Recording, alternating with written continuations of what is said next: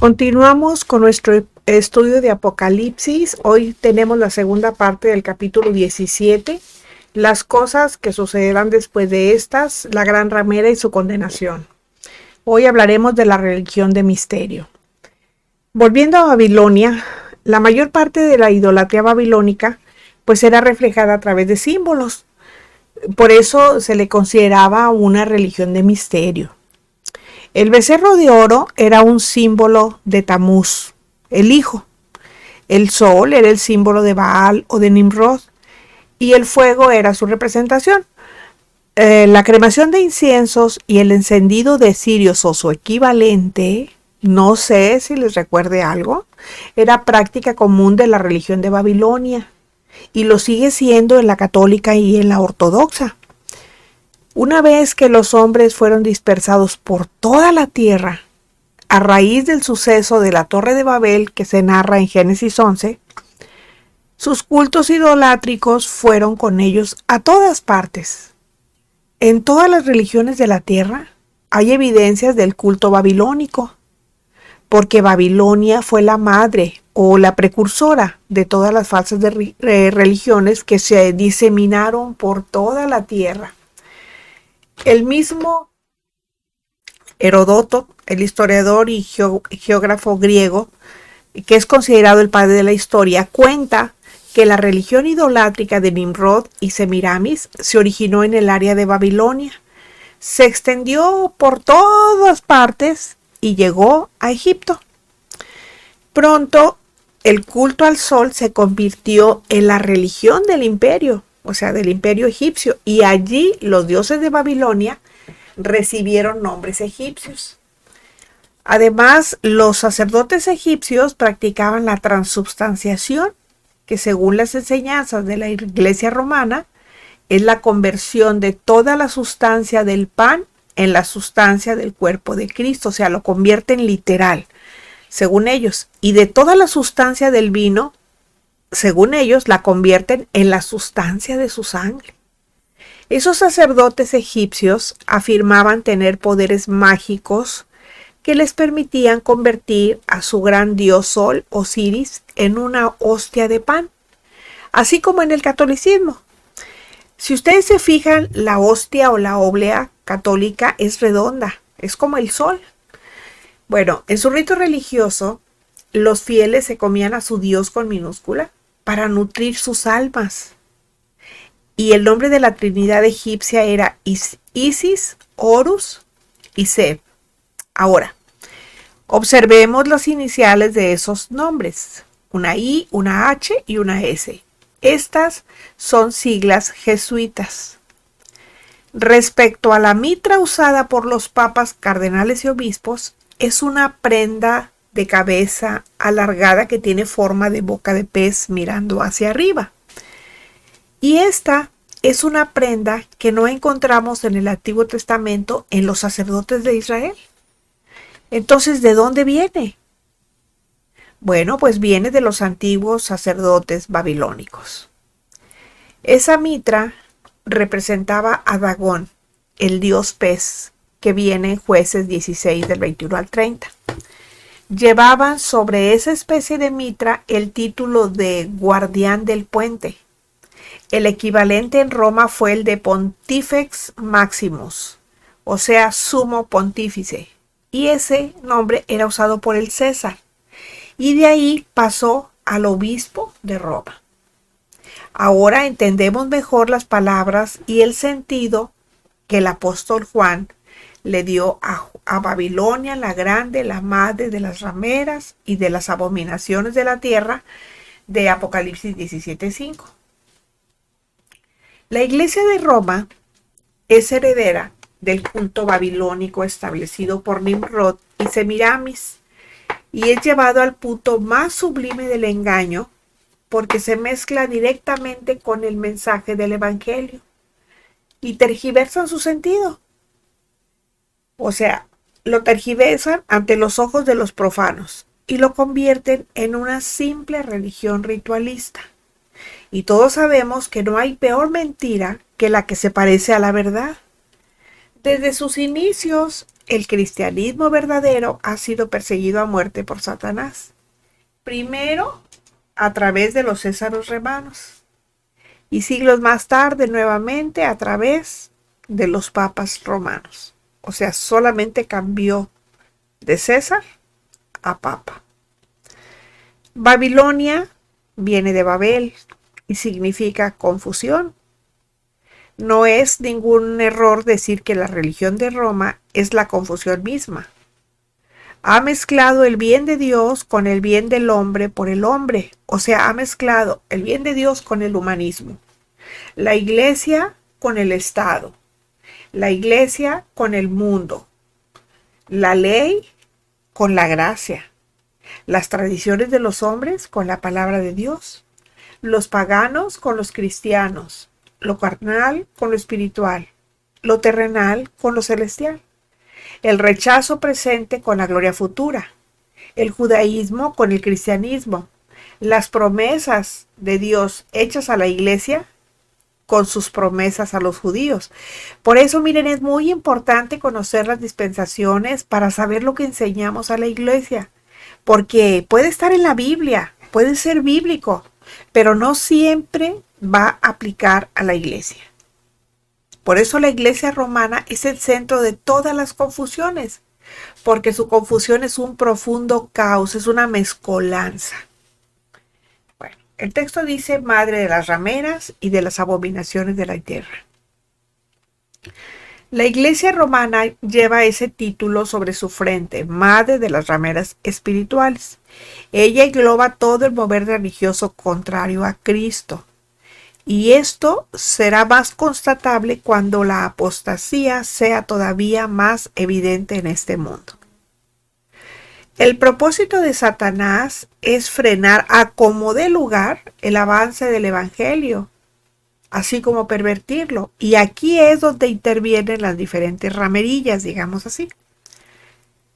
Tenemos el caso clarísimo del surgimiento del Santo Oficio, es decir, de la Inquisición. Esa fue la respuesta a la Reforma. Y esa Inquisición intentó aniquilar, por medio de la Inquisición, intentó aniquilar no solo a las doctrinas reformadoras bíblicas, sino a los mismos reformadores, como a Lutero, como a Calvino, y a los consiguientes misioneros. O sea, quisieron acabarlos. Cuando el Vaticano perdió gran parte de su poder temporal y su influencia directa sobre reyes y emperadores, pues por necesidad tuvo que cambiar de táctica, porque ya no era tan evidente detener, o sea, porque ya más bien ya no podía ser tan evidente para detener, para forzar e incluso matar o hacer matar a sus adversarios como acostumbraba a hacerlo. Ahora debería utilizar la astucia y la sutileza del engaño. Y cuando en ciertas zonas de Norteamérica el evangelio era predicado y las gentes se entregaban al Señor arrepentidos de sus pecados, las iglesias evangélicas crecían por doquier. Había muchas iglesias evangélicas. Y Roma, pues no se podía quedar impasible. ¿Cómo? Si le estaban ganando terreno. Así es que algo tenía que hacer. Y entonces surge un desconocido llamado Charles Taze Russell. Surgió de la nada, influenciado por las ideas impuras de los adventistas. O sea, él fue el que los adventistas lo influenciaron. Y preso de orgullo espiritual, le llevaba a decir que su comentario sobre la Biblia era el único inspirado y que no se podían entender bien las escrituras si no era él el que las interpretaba. Y pronto empezó a tener éxito entre muchas personas religiosas que, sin estar firmes en Cristo, ¿saben qué era lo que buscaban? La fecha del advenimiento del Mesías.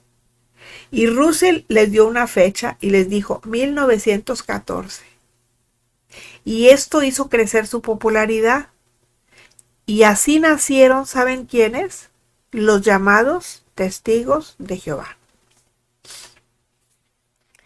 El énfasis de esa secta era el de hacer hincapié en la Biblia. Sin embargo, sus doctrinas la contradecían abiertamente.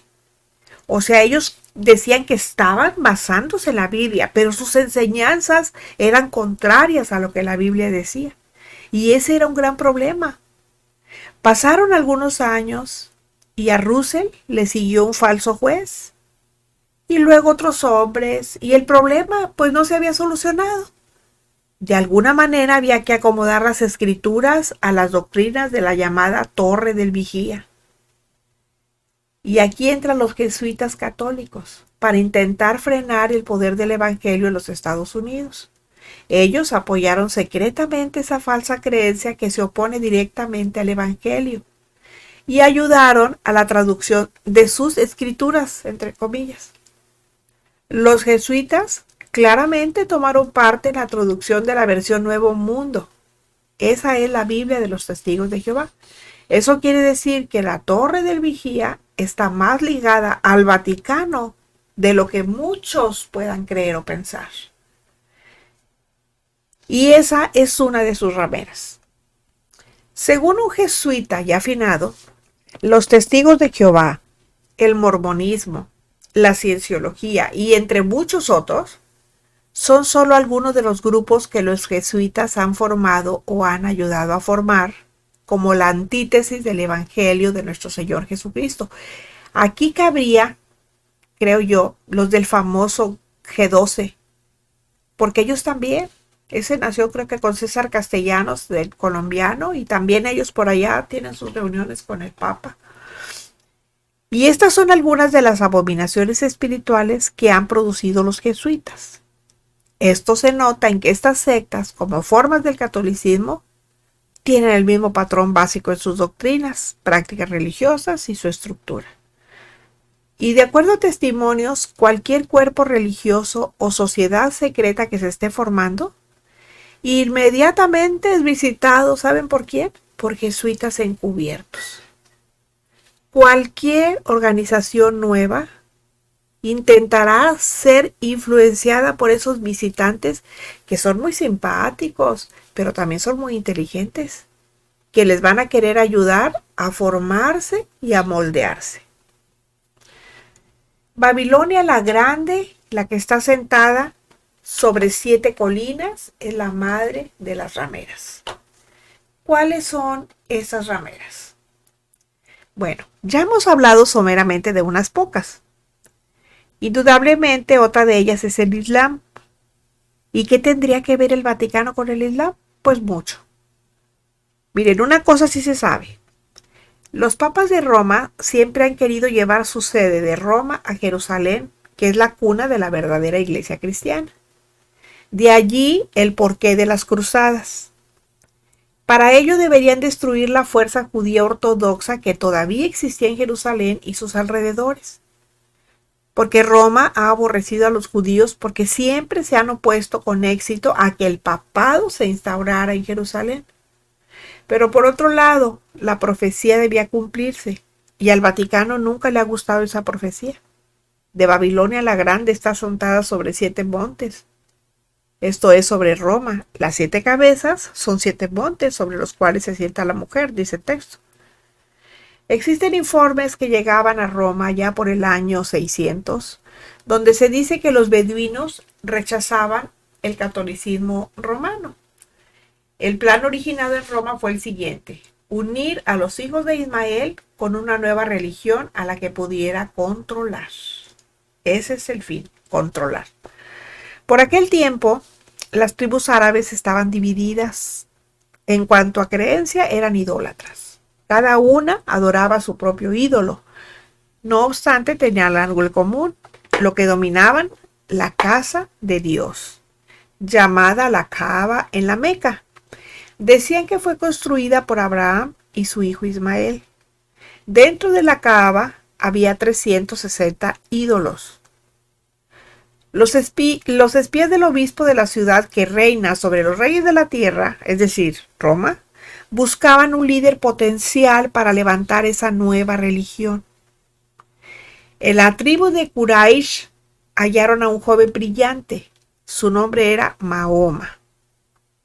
Usaron a Jadijah, hermosa mujer y católica, además, cercana a Mahoma, que sería el anzuelo para la operación. Ella enamoró a Mahoma y se casó con él. Alrededor del 610 después de Cristo, Mahoma dijo que tuvo una visión. El ángel Gabriel nada menos se le apareció para decirle que Mahoma, iba a ser el mensajero de Alá. Alá no era más que uno de aquellos ídolos de la Kaaba, que pertenecía precisamente a la tribu de Mahoma. Dos papas financiaron secretamente la máquina militar musulmana a cambio de Jerusalén. Pero cuando los musulmanes capturaron Jerusalén en nombre del profeta Mahoma, se desentendieron completamente del Papa. De esta manera, el Vaticano vio frustrado hasta la fecha su deseo de trasladar su sede a Jerusalén. Por eso sigue ahí en el Vaticano. Así nació el Islam. Furiosa, Roma años más tarde planeó destruir no solo a los judíos, también a los islámicos de Jerusalén a través de las nefastas cruzadas. Bueno, ahora vamos a hablar del ecumenismo, el Concilio Vaticano II y de Trento. El Concilio Vaticano II, que se inició en el año 1962, tenía como finalidad modernizar la Iglesia Católica Romana, pero hacerlo solo era en el exterior. Simplemente en la manera de presentación al mundo, o sea, no en el fondo, era la forma solamente, no el fondo. Porque cambiarlo en el fondo es imposible. Y la prueba está en que las doctrinas que se definieron en el Concilio de Trento todavía siguen vigentes.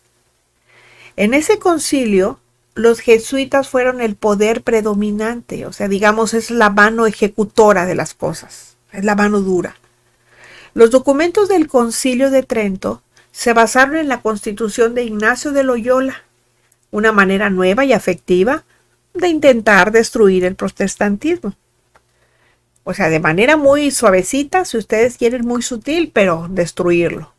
En el Concilio de Trento, las dos columnas que sustentan a Roma son la sucesión apostólica y el poder temporal, y esas dos columnas fueron consolidadas.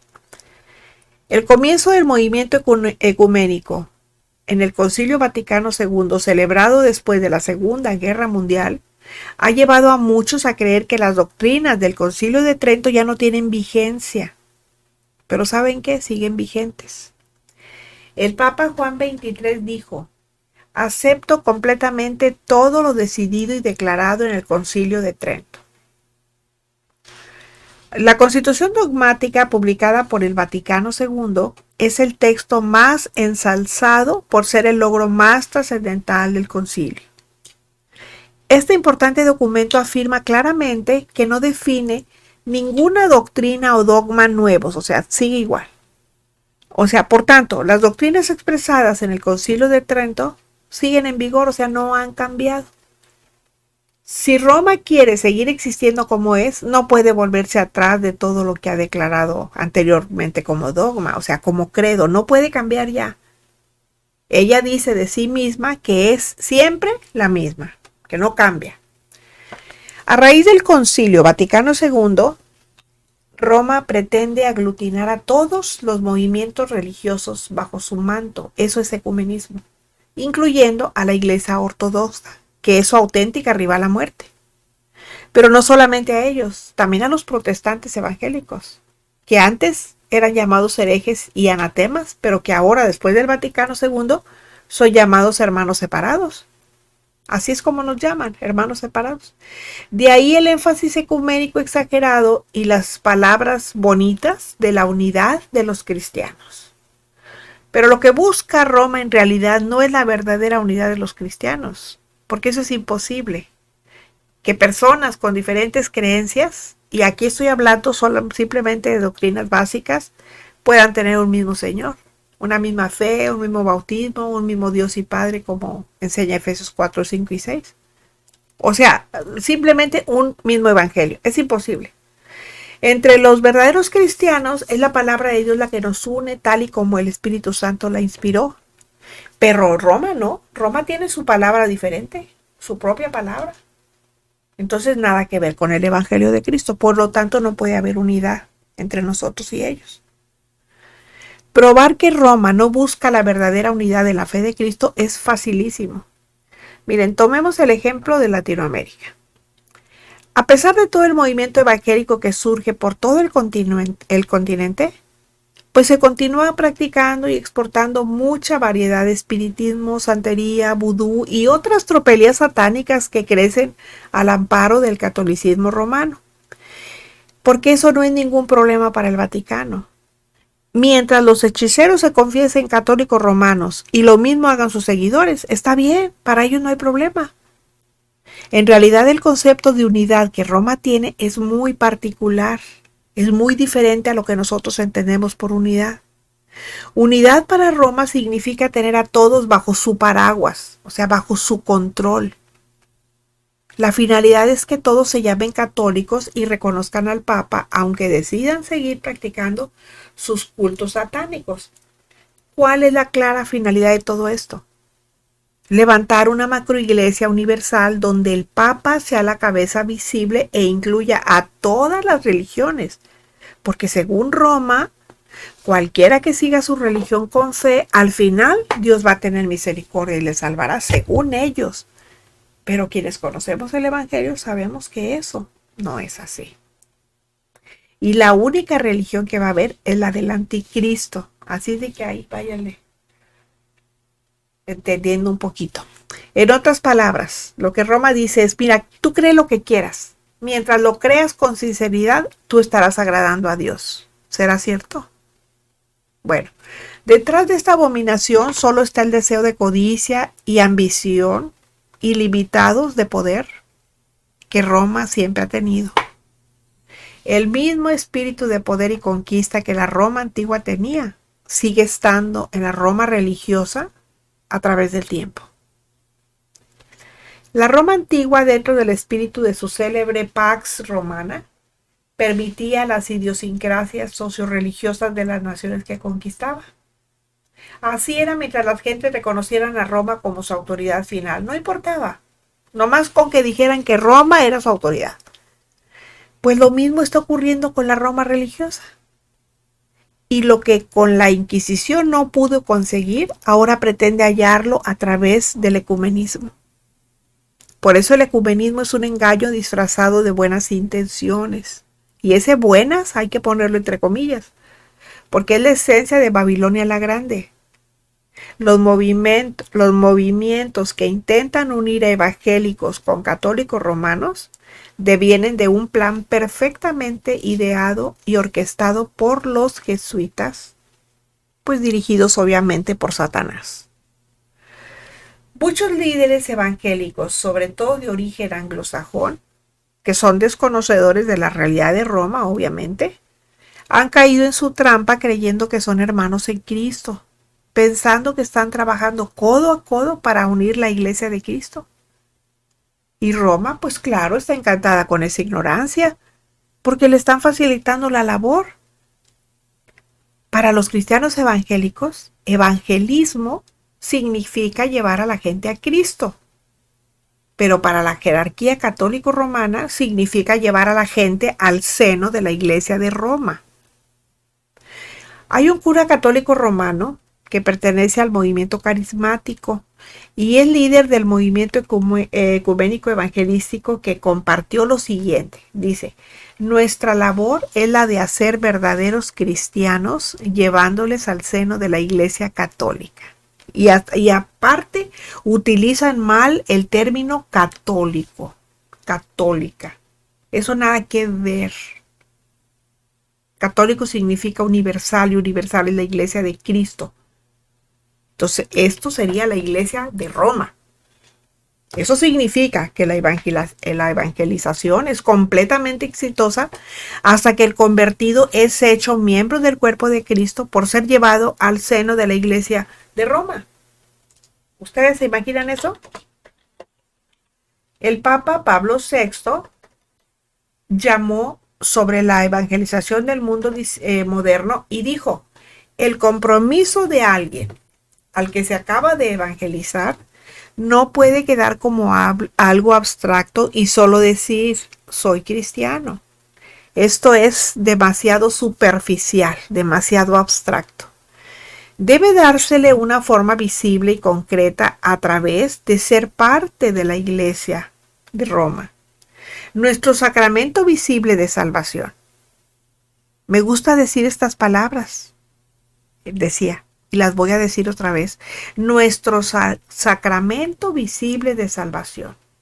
Esto es lo que la Iglesia romana significa. Y si eso es lo que es la Iglesia romana, pues debemos estar evangelizando hacia la Iglesia. No, dice, no deben solamente invitar a alguien a ser cristiano, se le debe incitar a ser católico, romano y apostólico. Como católicos, nuestra labor antes del 2000, fíjense el plan, es evangelizar a todos para llevarles al seno de la Iglesia de Roma. Este es el Evangelio romano. Y también es la cruda realidad del trasnochado ecumenismo. Fíjense desde cuándo están esos planes, desde que el mundo es mundo.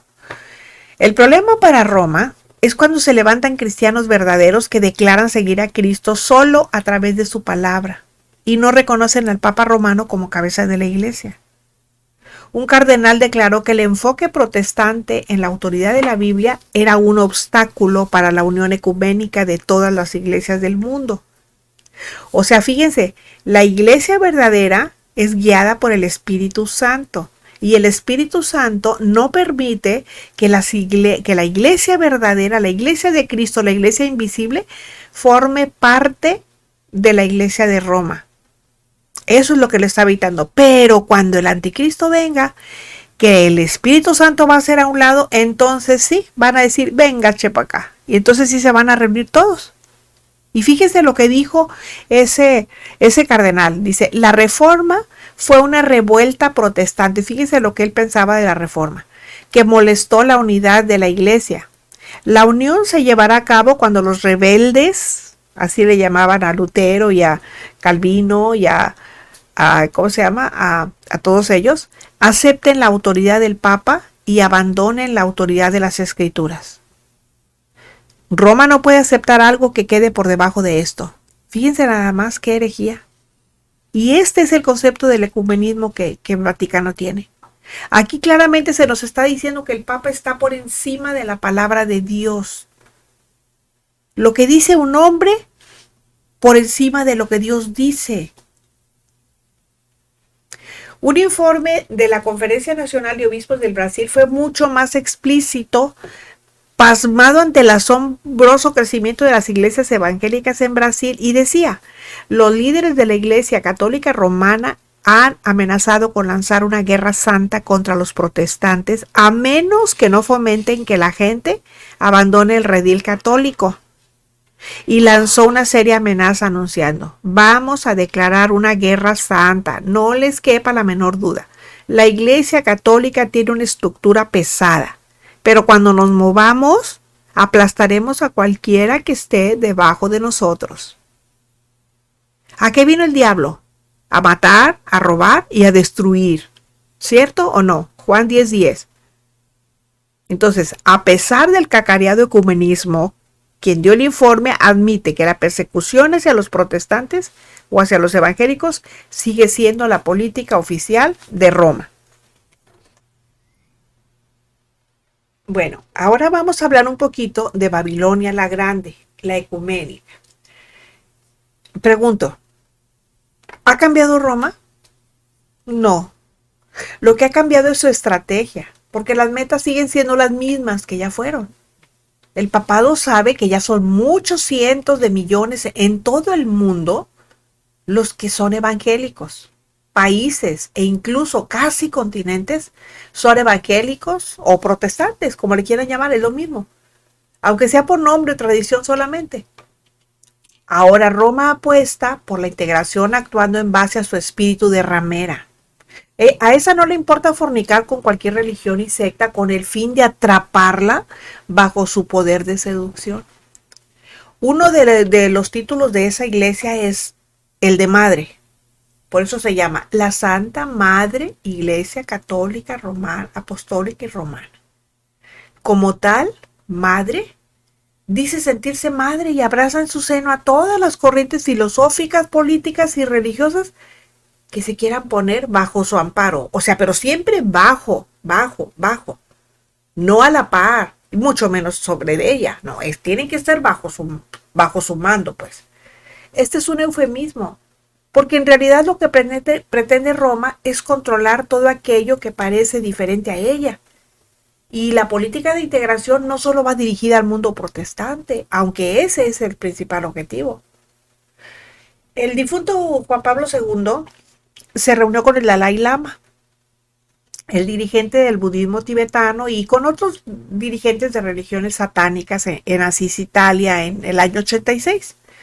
A partir de entonces se le cambió de Asís a Assisi, que significa ciudad de la paz.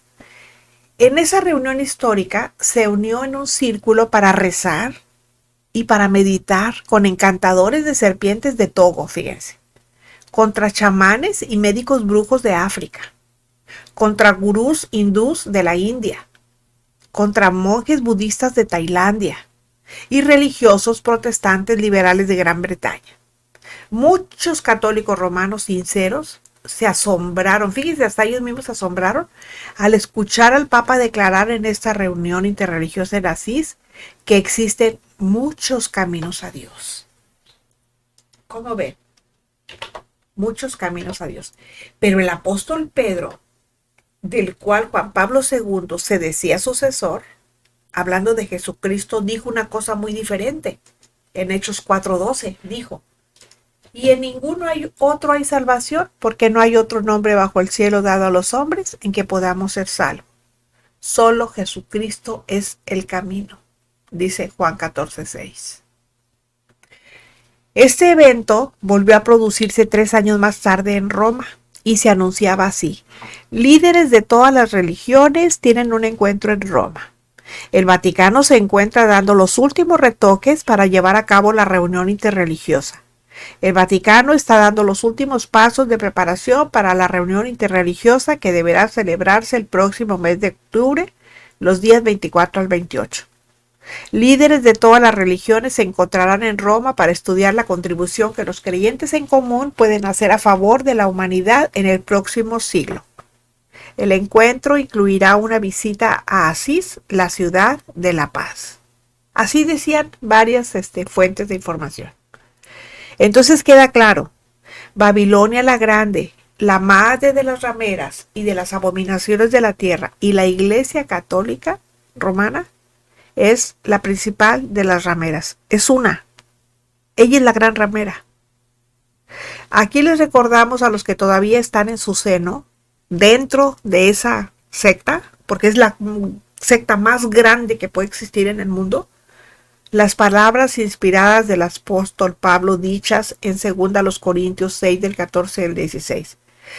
No os unáis en yugo desigual con los incrédulos, porque qué compañerismo tiene la justicia con la injusticia, y qué comunión la luz con las tinieblas, y qué concordia Cristo con Belial, el diablo, y qué acuerdo hay entre el templo de Dios y los ídolos.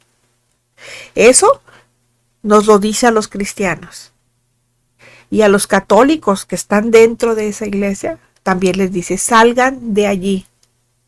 No permitan allí. No continúen dentro de. Bueno, pues miren, a los que yo creo que hay muy personas muy bien intencionadas, con deseos de agradar a Dios, de conocerlo, pero están en el lugar equivocado.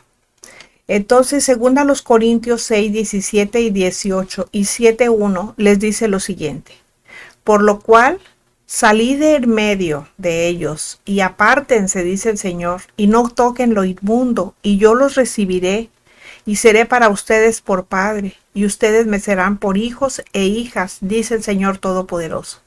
Y el 7:1, así que, amados, puesto que tienen tales promesas, límpiense de toda contaminación de carne y de espíritu, perfeccionando la santidad en el temor de Dios.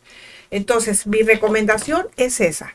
Si ustedes de verdad quieren agradar a Dios, si ustedes de verdad quieren aprender a conocer a Dios, tienen la intención, no pierdan tiempo. Miren, el momento de que el Señor venga por su iglesia está por llegar. Entonces yo les recomiendo que se salgan, obedezcan a lo que dice la palabra. Apocalipsis 17:6 dice: Vi a la mujer ebria de los santos y de la sangre de los mártires de Jesús, y cuando la vi quedé asombrado con gran asombro.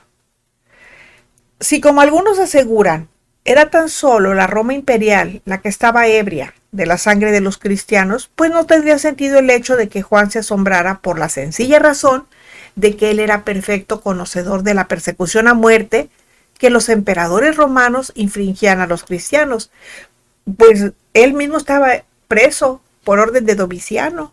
Él estaba en la isla de Patmos, allá estaba él prisionero, porque él era perseguido. Entonces aquí la clave está en que él se asombró, en su asombro. Nosotros sabemos por qué a la luz de la historia Juan queda asombrado, porque en visión ve a gentes que, llamándose cristianas, mataban a verdaderos cristianos. Fíjense, uno de los peores inquisidores, o si no es el mayor inquisidor, Tomás de Torquemada, él se juraba y se perjuraba cristiano. Y era el más férreo perseguidor de los cristianos en la Inquisición. Claro que pagado por los reyes de España, por Roma, o sea, todo eso. Entonces Juan vio en visión lo que la Inquisición, como les estoy diciendo, y muchos papas iban a hacer en el nombre de Cristo. Y lo siguen haciendo todavía. Apocalipsis 17:7 dice: y el ángel me dijo, ¿por qué te asombras? Yo te diré el misterio de la mujer y de la bestia que la trae, la cual tiene las 7 cabezas y los 10 cuernos. En vista de que Juan se queda perplejo ante lo que ve en visión, el ángel le va a revelar el misterio de esa ramera y de la bestia que la trae, o sea, de la bestia que la lleva encima, porque recuerde que ella iba montada sobre la bestia. Esa bestia tiene 7 cabezas y 10 cuernos, y este texto nos ayudará a saber más sobre la bestia anticristo, ya que él es esa bestia descrita. El hecho que diga que tiene 7 cabezas es revelador. Nos hace entender que la plenitud del mar representada por esas 7 cabezas reside en la bestia anticristo. Los 10 cuernos son el poder representado y manifestado por 10 mandatarios que actuarán junto y a favor de la bestia anticristo al tiempo que ella sea puesta en escena. Entonces, la ramera que ejemplifica la falsa iglesia de Cristo, o sea, a la iglesia llamada católica, Santa Madre de Dios, la iglesia católica, romana, apostólica y papal, tiene en su frente el nombre que la identifica: Babilonia la Grande, la madre de las rameras y de las abominaciones de la tierra. Continuamos la próxima semana.